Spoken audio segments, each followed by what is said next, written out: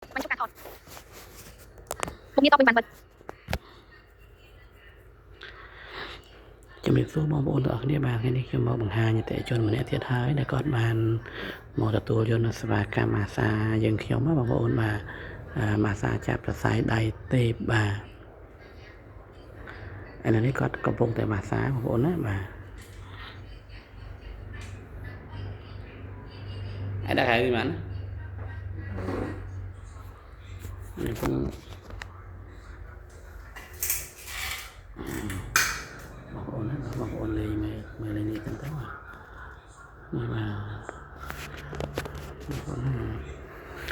សម្រាប់បងប្អូនពុកម៉ែរបស់យើងក៏មានអាការៈ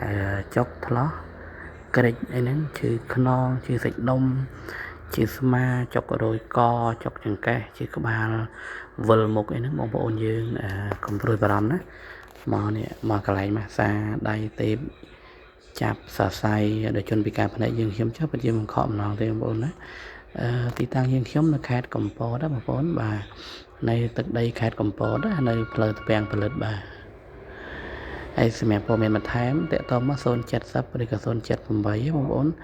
97 3298បាទឥឡូវនេះតេជនរបស់យើងគាត់មានបញ្ហាគៀបចង្កេះបាទហើយនឹងជាស្មាបងប្អូនអញ្ចឹងគាត់ឲ្យយើងខ្ញុំជួយសម្រួលជូនគាត់ប៉ុន្តែយើងខ្ញុំបានធ្វើជូនគាត់ហើយរយៈពេល2ម៉ោងបាទអញ្ចឹងគាត់ទទួលម៉ាសាពីយើងខ្ញុំទៅ2ម៉ោងបងប្អូន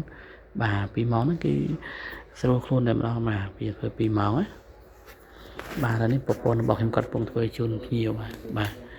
ហើយម៉ាសានេះយើងអត់ប្រកាន់ស្ពាបរោះស្ពេនរីទេគឺផ្ដោតសំខាន់ទៅលើផ្នែកសរសៃបងប្អូនអញ្ចឹងសម្រាប់បងប្អូនមានបញ្ហាសរសៃគឺមកជួបពួកខ្ញុំនឹងសម្រួលជូនណាបាទអញ្ចឹងបងកុំភ្លេចណាមានបញ្ហាដូចតែគាត់អញ្ចឹងគឺមកនៅទឹកដីខេត្តកំពតណាលេខទូរស័ព្ទ07078លេខដូចគ្នាខាងចុង97 3298បាទនេះបងប្អូននេះហើយទីតាំងយើងខ្ញុំមានភាពធំទូលាយមែនទេបងប្អូនណាកន្លែងចតឡាននេះគឺថាមកអេមើលបាទ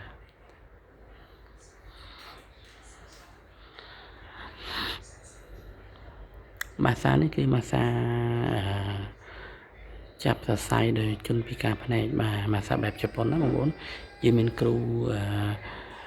សិតតែមានជំនាញច្បាស់លាស់មកបង្រៀនពួកខ្ញុំដែលជាជនពិការភ្នែកបងប្អូនគ្រូមកពីជប៉ុនមកបរៀនហ្នឹងណាអញ្ចឹងបានថាម៉ាសានេះគឺផ្ដើមចេញពីជនជាតិជប៉ុនតែម្ដងបាទហើយឆ្លៀតក្នុងខាងនេះអរគុណមកដែរសម្រាប់ជនជាតិជប៉ុនដែលបានយកនៅជំនាញនេះមកបង្រៀនយើងខ្ញុំដើម្បីយើងខ្ញុំមានឱកាសបម្រើការងារមានការងារធ្វើបាទខ្ញុំមានការបម្រើសេវាកម្មចាប់សរសៃនេះជូនទៅដល់បងភ្ញៀវតេជនប្រជាជននៅកម្ពុជាបាទអរគុណច្រើនមែនទែនបាទ